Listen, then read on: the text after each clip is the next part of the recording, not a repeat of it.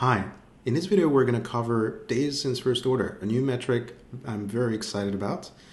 A lot of you have requested similar metrics, similar studies, and we've discussed over calls or emails some of the metrics that we had that are industry standards, such as time between purchases and purchase frequency, which are helpful at a high level. And as you know, other tools will give you the high level time between purchases for your business, and we'd like to dive deeper and say how did that evolve over time.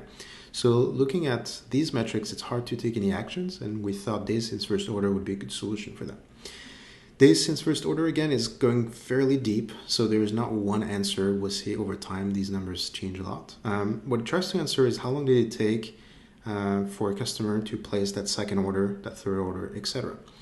The table we're looking at is, so under days since first order, as usual, under cohort, you find it if it's expanded or not expanded, you just click on the arrow and then click on days since first order. And that's the page we're on. So this data is demo data. It's important to notice how uniform it is and pretty. We just randomize it. So yours will look different, and there will be a couple of things to watch out for.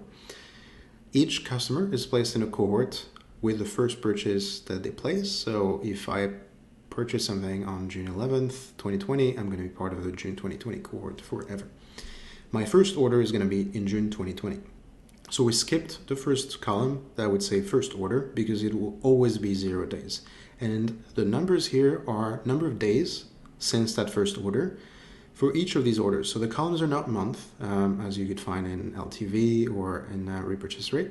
These are orders. So for the second order, how long did it take? Well, for the April 2020 cohort, it took 98.6 days.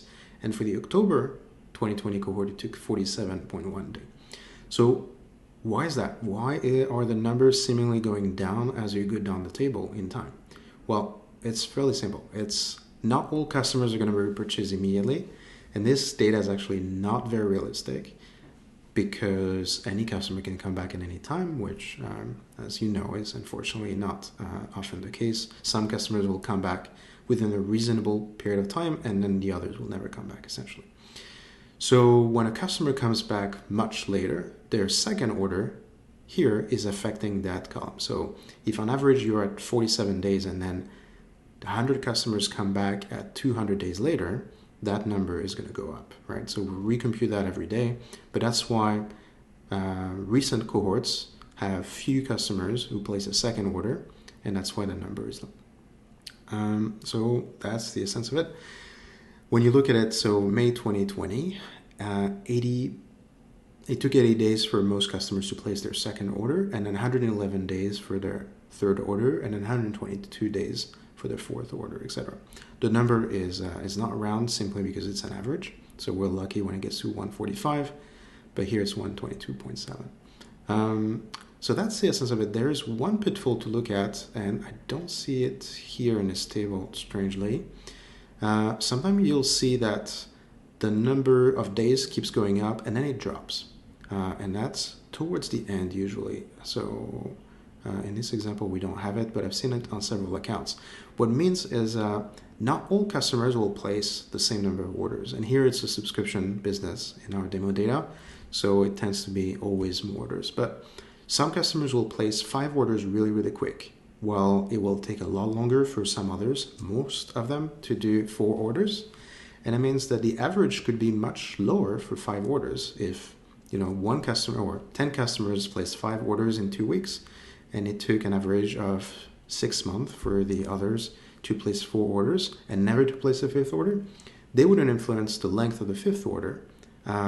They would just slow down and say, well, it took a lot longer to get to that 4th order on average. And on average, very few customers would have been in that 5th order, which would imply that it's actually much shorter. So that explains it, and I'm sure that question is going to come up, so feel free to ask anytime. So that's pretty much it. What you can do is, as usual, you can look at longer period of time. Here I'm going to add more data. Oh, here we have some examples I was mentioning. See how the 11th order here is taking less time than the 10th order. And it just depends on how many customers were affected here. So yeah, looking at 48 month, It's now fairly fast, as you can see, to load, but some computers don't love getting access to that much data. So that's why we default to 12 month. And then you can, as usual, look at, let's say, states, for example. You can look specifically at one state, and then you can do the same thing as usual, which is single cohort. So we're looking just at April 2020 right now, multiple state, and we can see there is a big difference. Now, it could simply mean that not many customers are coming back, and so these numbers go up and down. You have to look at scale for these to really make sense. And the average at the bottom here is actually really helpful because you're really comparing the same numbers. But it's the average of the column, not the weighted average, because we lose, in pre-computing, we'll lose the number of orders here. So if you wanted to look at the number of orders we found as 6 ordered, you'd have to look at cohort customers per order count and use that number.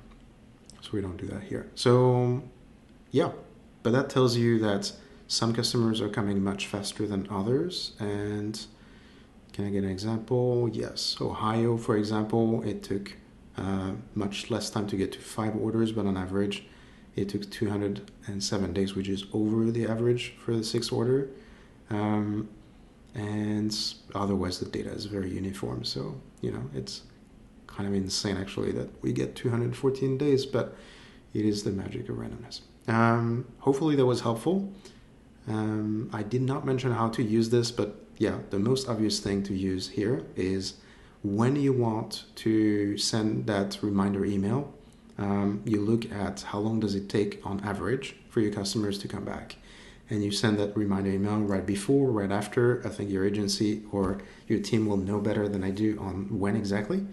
And then you experiment around that number. But that number tells you when people feel like coming back. And think about the causation here. Maybe it is because you're sending that email already that they're coming back, or maybe it is because they ran out of your product and they need more since that first order. So another element we might be interested in is looking at the going from second to third order, third to fourth. The reason we haven't published that yet is that it really will depend on some customers, and some customers may place 5 orders really quick and others may place them over time.